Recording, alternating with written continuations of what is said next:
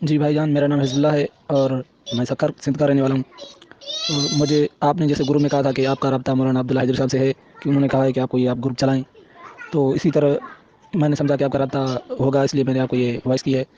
مسئلہ یہ ہے کہ ایک مفتی کے دوارا ہمارے یہاں ایک گروپ ہے، اس میں ایڈ ہوں، مفتی عبد المغیث، اور وہ کہہ رہا ہے کہ 3 طلاقیں 3 نہیں بلکہ 1 ہیں، اور اس پر حدیث ہے۔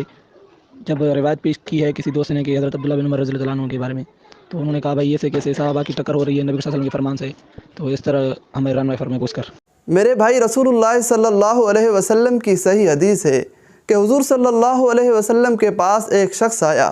اس نے آ کر حضور علیہ السلام سے یہ عرض کی کہ اے اللہ کے رسول، فلاں شخص نے ایک وقت میں بیک زبان کے ساتھ اپنی بیوی کو 3 طلاقیں دی ہیں۔ تو رسول اللہ صلی اللہ علیہ وسلم نے غصے کا اظہار فرمایا، فغضب رسول اللہ صلی اللہ علیہ وسلم۔ تو مجھے آپ یہ بتائیں کہ اگر 3 طلاقیں 1 طلاق حضور علیہ السلام کے دور میں ہوتی تھی تو حضور صلی اللہ علیہ وسلم نے پھر غصے کا اظہار کیوں فرمایا؟ پھر تو حضور علیہ السلام یہ فرماتے نا کہ دیکھیں 3 طلاقیں ایک وقت میں ایک ہی ہوتی ہے، اس وجہ سے آپ رجوع کر لیں، لیکن حضور علیہ السلام نے غصے کا اظہار فرمایا۔ تو اس سے ثابت ہوا کہ 3 طلاقیں ہی تھی حضور علیہ السلام کے زمانے میں۔ تو اسی طرح میرے بھائی، 4 اماموں میں سے کسی ایک امام کا بھی یہ مسلک نہیں ہے کہ 3 طلاقیں 1 طلاق ہوتی ہے۔